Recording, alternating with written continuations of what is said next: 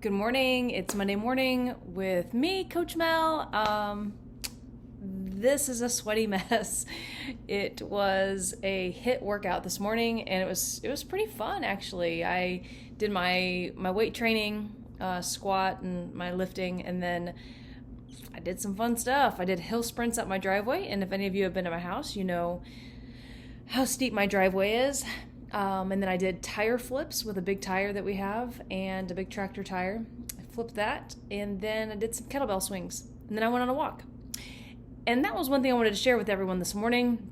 My daily walk that I do, I call it my prayer walk. And for those of you that are wanting to get more consistent with intentional movement, that's what I like to call exercise, because I like the word exercise just has like a bad sound and feeling to it. So I call it intentional movement, when you are intentionally moving your body outside of daily activities. So intentional movement, and with going on a daily walk, if it's something you want to try to incorporate into your routine, I call it a prayer walk, and it kind of motivates me to go on it. And it's just 10 minutes. Today it was maybe 12 minutes, 10 to 15 minutes, and I use that time to pray. So I pray a lot for my family, my kids, my parents, my brother, and then people that are in my life and circle that are really in need of prayer. And so I have found that to be really helpful to get myself to put my shoes on and to go, because I know that it's a dual purpose. I'm not just walking, but I'm spending that very focused time in prayer. And it's hard to do that otherwise.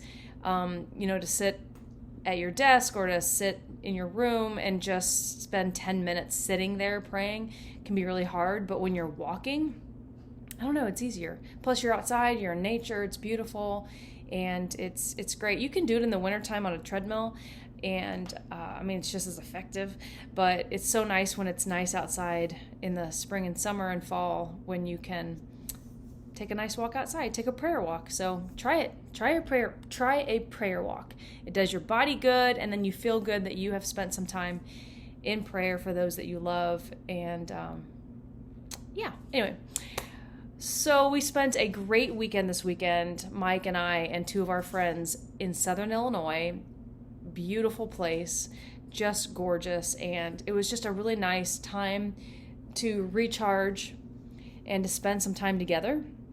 And we realized how important that is, to just get away from everything and just spend that time together as a couple, for us to stay connected and to just recharge our brain and energize and just get away from everything. Super important. We're thinking that maybe we need to do this once a month, just even if it's an overnight. This was only 2 nights. It doesn't have to be a long time, but that recharge it's really important. And I don't know, I found it much needed, and I feel good now coming back into work. What was I going to bring you today? I had something I was going to bring all of you today. I've said this before, and I thought I would say it again, that growth comes from discomfort. Like, I'm uncomfortable right now with a cat on my lap. If you're watching, you can see that I have a cat sitting on my lap. Growth comes from discomfort in all areas of life. This morning, as I said, I was tire flipping and hill sprinting, and it was uncomfortable. It was kind of fun, but it was uncomfortable. It was hard. The tire flips felt really hard today. They felt really heavy. But that's how growth comes, right? That's how I'm going to get stronger and stay healthy. Growth comes from discomfort. And in our life, we experience discomfort all the time. And these are moments and things in our life that we avoid, that we want to be gone, that we wish that they weren't here. And yet they come, and we endure them one of 2 ways. We either get discouraged and let them completely destroy us, or we buck up and we take them head on, and we allow ourselves to become better and stronger because of them. Ed Milet always says that life doesn't happen to you, like the bad things in life. they happen for you. And it's all for a reason and for a purpose if you allow it to be. So much of life is perspective and how you view it. Two people can go through the exact same trial and situation that's difficult, and they can handle it two completely different ways and get two completely different things out of it. And one person can become stronger and one person can become weaker. I see this with older people. Like they always say that older people either get sweeter as they get older or they get meaner. Like my dad. Dad, if you're watching this, the older you get more mean and hateful. Just kidding. Like older, you got like this sweet little old lady or that sweet old man, and then you've got that grumpy old lady and old man. And like I get it. I think getting old is hard. I mean, I'm not saying I'm getting old, but I gotta admit, like I watch people, my clients getting older, and just the simplest of things is hard for them. Getting up out of a chair is painful when you're in your 80s and 90s, maybe your 70s, maybe your 60s. I don't know, mom, dad. Anyway, like even small things are difficult. And I find that as people get older, they either handle it really well and they just take it in stride and they get sweeter and calmer the older they get, or they get meaner. So it's all about perspective. It's all how you view things, and it's all how you react to things.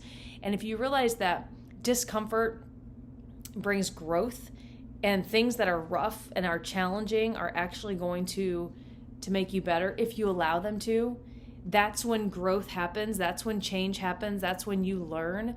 Then you'll almost welcome it. And in life and business, I've noticed that when I've taken the biggest, scariest steps, things that scared me to do, things that I felt uncomfortable doing, things that I didn't feel ready to do in life and in business, that made me nervous, like having a podcast or things like that, I noticed that that's when I grew. That's when I saw growth in my business. That's when I saw growth in my life, was when I stepped out and I did something that made me uncomfortable. So, how are you going to respond to discomfort today, this week? Because it's going to happen. It's going to come. Go ahead and decide now. Your perspective will be, let's make the most of this. And that'll help you. So, that's it. You guys have a great week. I have a really cool interview I'm doing today. I'll try to post it Thursday. I'm not sure when I'll post it, but really cool interview. I'm excited about this one. And other than that, see you next time.